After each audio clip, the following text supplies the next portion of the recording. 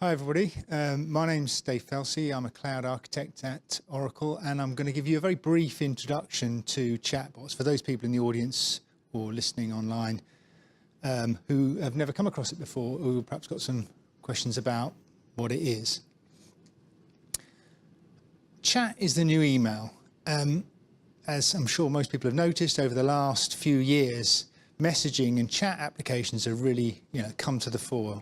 Most millennials or people who are slightly older tend to use chat rather than email, and I suppose it's a sign of your age, how you communicate with your friends and family. If you're certainly below 20, it's certainly going to be something like Snapchat or WhatsApp or something like that. And one of the reasons why chat or messaging has become so prevalent is that it's a natural form of communication if you're using it from a mobile application. It works seamlessly from a mobile platform. The other thing is that messaging and chat has come a long way since SMS messages, and there's a lot of context and a lot more features these days that you can use. So typically with a messaging application, the messaging application will know who your friends are. It will have other context like your location, etc. You'll be able to send other types of media like videos, etc. It's quite different from how chat was 5 or 10 years ago. So what are chatbots? Obviously everybody knows now that messaging, or if you didn't know already, messaging is probably one of the most popular forms of communication for certainly younger generation. Well, chatbots really are virtual users, or virtual assistants for communicating via messaging or chat.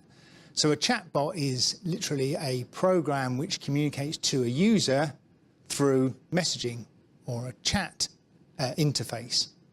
It's conversational. You don't really issue commands and it gives you a response. You talk to it as you would a normal person. And typically chatbots target a particular use case, provide a particular service, or focus on answering particular types of questions. So for example, here's a sort of typical sort of conversational commerce type interaction you might have with a chatbot. Lara on your right hand side works in sales and has just changed roles, and she's going to be using a chatbot to actually order some new business cards to reflect the new role she's got. So the type of conversation she might have is fairly free form. It's not totally free form, but these are the type of interactions you'd expect with a chatbot. She's not issuing commands, she's typing in what she wants to do.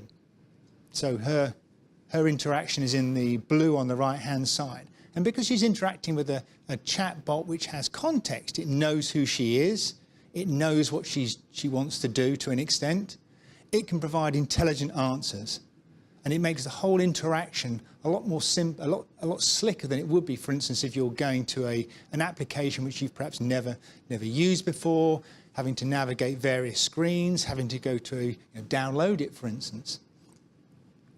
So it can ask things like, I noticed that your role has changed in the HCM system. Would you like me to use your new role in your new business cards? It gives you the opportunity to say yes or no.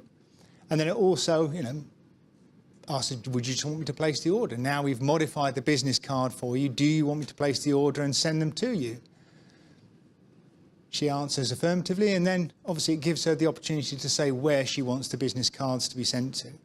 The whole process is very quick, very simple, very easy to do. She hasn't had to log on to any specific applications, hasn't had to learn how to use any particular applications, and she's been able to use sort of natural language really to perform the task of ordering some new business cards. This is a typical interaction you'd have with a chatbot that forms a business-specific task. And what you're trying to get away from really with chatbots is the traditional user interface you'd see with applications, where you're asked to issue commands which are very machine-centric. So chatbots move away from that and make it a more natural experience. And with that, they bring some other concerns. There's no such thing as a free lunch. You make it easier to use, but then you introduce other things. When you're dealing with an application, which is screens and menus and things like that, it's very passive. When you introduce a chatbot, you actually feel like you're talking to someone, you feel like they have a personality. There are other things come into play. For instance, you have to think about the customer sentiment. Certain tasks may not be suitable for a chatbot. If you have a chatbot that, for instance, deals with complaints, you have to start thinking about, how's the customer going to react? How should I respond appropriately? There are all sorts of different things you need to start thinking about. And equally, you might want to give your chatbot a personality.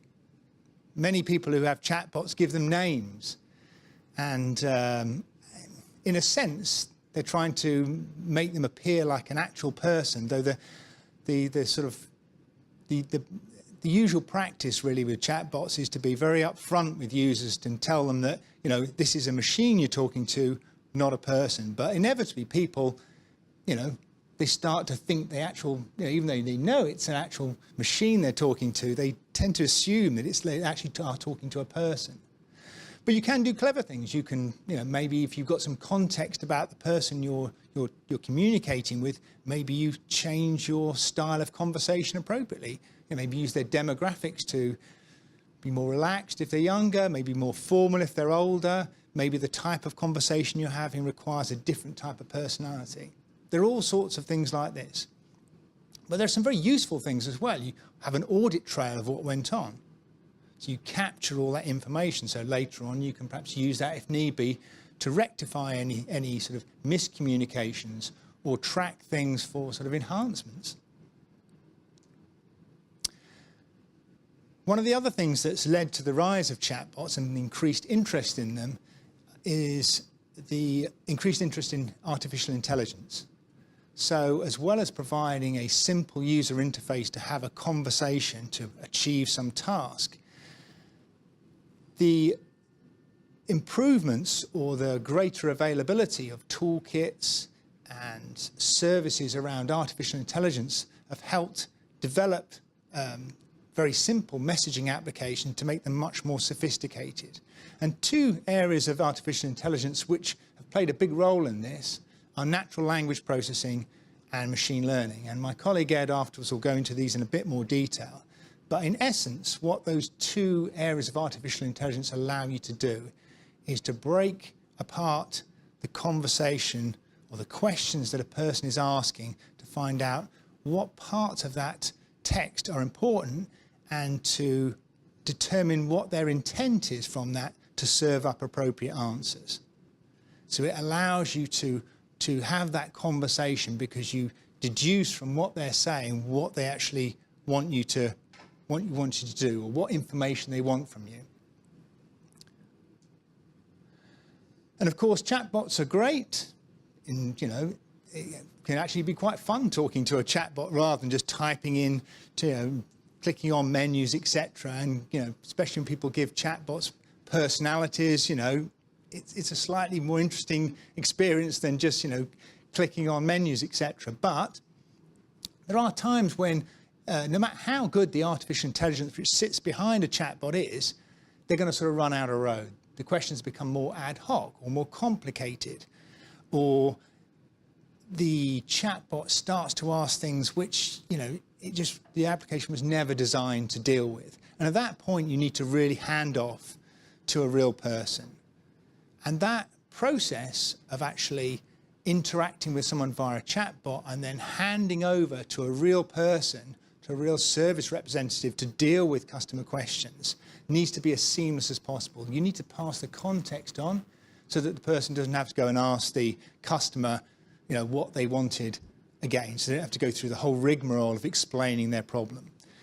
And a number of our customers, we've actually integrated chatbots, for instance, with the Oracle Service Cloud to make that experience completely seamless to a user. They know that, for instance, they're being handed on to a real person, but the experience from their perspective is very seamless and simple.